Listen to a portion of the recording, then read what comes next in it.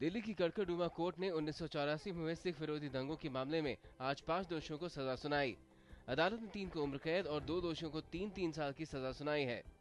गौरतलब है कि दिल्ली कैंट के राजनगर में 2 नवंबर 1984 को हुए दंगों में 3 सिखों की हत्या कर दी गई थी। इस मामले में अदालत कांग्रेसी नेता सज्जन कुमार को पहले ही बरी कर चुकी है। सुप्रीम कोर्ट ने केन इंडिया के शेयर वेदांता को बेचे जाने की वैधता को चुनौती देने वाली और इसकी सीबीआई जांच कराने संबंधी याचिका को खारिज कर दिया है। अदालत ने कहा कि $8.5 अरब के इस करार में कोई गड़बड़ी नहीं है और कोर्ट को इसमें बेवजह हस्तक्षेप नहीं करना चाहिए। याचिका की दलील थी कि केन समूह और ओएनजीसी के साथ समझौते के तहत केन इंडिया का शेयर बेचते वक्त ओएनजीसी को पहला मौका मिलना चाहिए था, लेकिन ऐसा नहीं हुआ। उच्चतम न्यायालय नोएडा के बहुचर्चित आरुषि हेमराज दोहरे हत्याकांड में आरोपी नूपुर और राजेश तलवार की याचिका पर सुनवाई के लिए आज सहमत हो गया है। आला अदालत तलवार दंपति की याचिका पर कल सुनवाई करेगी। तलवार दंपति चाहते हैं कि इस हत्याकांड में 14 अन्य गवाहों के बयान दर्ज कराने के बाद ही उनके बयान दर्ज किए जाएं। दिल्ली के सफदरजंग अस्पताल के 600 से अधिक रेजिडेंट डॉक्टर हड़ताल पर चले गए हैं। ये डॉक्टर नियमित वेतन भुगतान, बेहतर हॉस्टल सुविधा और परिसर में सुरक्षा की मांग कर रहे हैं।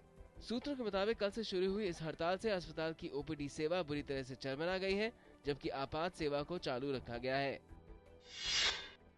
केंद्र सरकार ने राज्य सरकारों से तत्काल बाजारों से चीनी खरीदने को कहा है, जिससे राशन कार्ड धारकों को चीनी उपलब्ध कराई जा सके।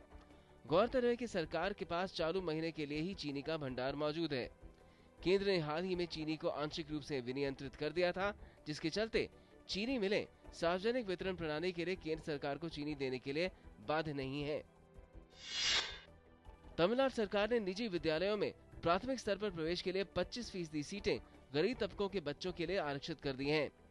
ये फैसला अल्पसंख्यक विद्यालयों पर लागू नहीं होगा। आज से इन स्कूलों को आवेदन फॉर्म बांटने को कहा गया है और भरे हुए आवेदन पत्र 11 मई से पहले जमा किए जा सकते हैं।